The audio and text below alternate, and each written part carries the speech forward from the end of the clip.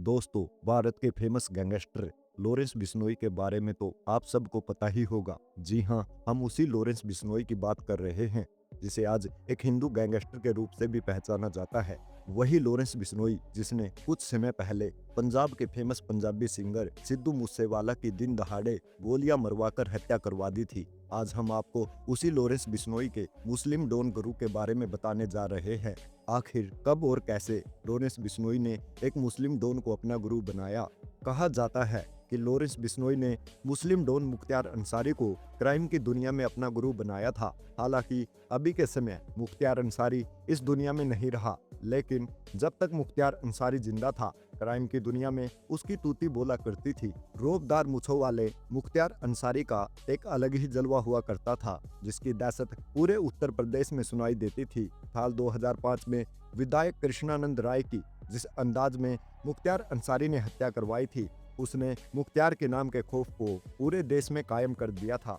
Jail में रहते हुए मुख्तार अंसारी ने कृष्णानंद राय पर AK-47 से पूरे 500 राउंड फायर करवाए थे। लेकिन मुख्तार अंसारी से आखिर लॉरेंस बिश्नोई का क्या कनेक्शन है? दोस्तों, माना जाता है कि लॉरेंस को अपराध की ABCD मुख्तार अंसारी ने ही सिखाई थी, और कैसे वह आज मुख्तार अंसारी को अपराध की दुनिया में कई मील पीछे छोड़ गया, यह तो आप सभी को पता है। दोस्तों, मुख्तार अंसारी और लॉरेंस के कनेक्शन को समझने के लिए हमें थोड़ा टाइम में पीछे जाना पड़ेगा, जब लॉरेंस ने अपराध की दुनिया में अपनी एंट्री की थी।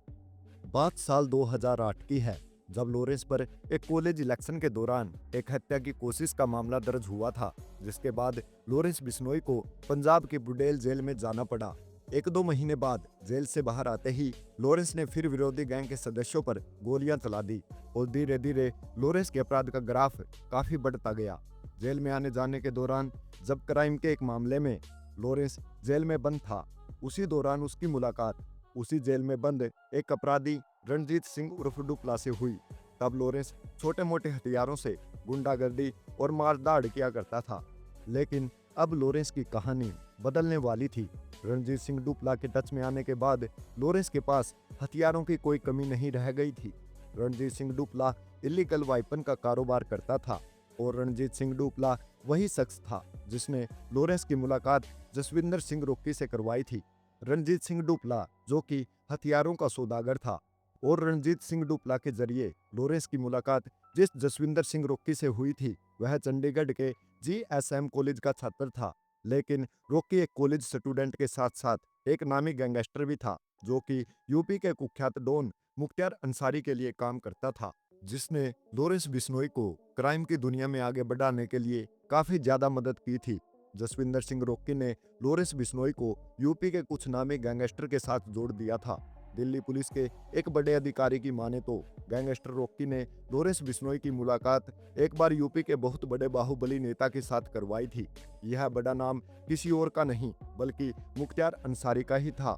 उस समय पर लॉरेंस बिश्नोई क्राइम की दुनिया में बिल्कुल नया था। उसके बाद मुख्य रूप से 2 घटनाएं घटी। एक तो जसविंदर सिंह राठी की मौत हो गई, और दूसरा रणजीत सिंह डुपला, जिसके ऊपर वेपन स्मगलिंग के बहुत सारे केस चल रहे थे, वह भारत छोड़कर US से भाग गया। उस समय तक लॉरेंस बिश्नोई गैंग के पास सारे हथियार रणजीत सिंह डुपला के जरिए ही आते थे, लेकिन अब रणजीत सिंह डुपला तो भारत छोड़कर US से भाग चुका था, और इधर लॉरेंस का गैंग भी काफी ज्यादा बड़ा हो चुका था, जिस कारण लॉरेंस बिश्नोई को हथियारों की तंगी आने लगी। लॉरेंस को यह अच्छे से पता था कि जिसके पास हथियार और पैसा है, वही अपराध की दुनिया पर राज कर सकता है। लॉरेंस के पास तेज दिमाग भी था, इसलिए उसको जो राह रणजीत सिंह डुपला के जरिए उसे जसविंदर सिंह रोक्की ने दिखाई थी, वह उस पर आगे बढ़ने लगा।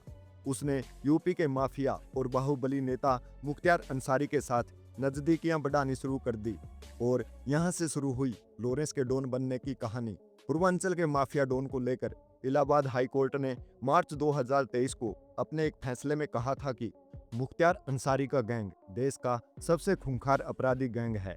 लेकिन कृष्णानंद राय हत्याकांड के बाद पुलिस ने मुख्तार अंसारी गैंग पर अपना शिकंजा कसना शुरू किया, और इस गैंग के करीब 292 सदस्यों पर अलग अलग जगहों पर 110 मुकदमे दर्ज करवाए गए। लेकिन उस समय लॉरेंस बिश्नोई डॉन बनने की राह पर अपना पहला कदम बढ़ा रहा था।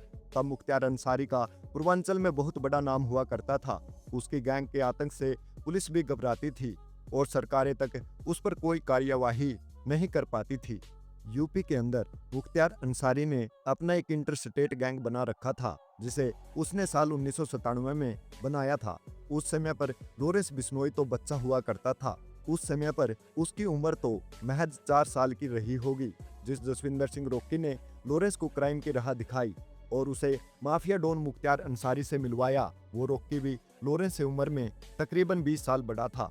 जसविंदर सिंह रोक्की 1971 में पैदा हुआ था, जबकि लॉरेंस का जन्म साल 1993 में हुआ था। दोनों ही पंजाब में पैदा हुए थे।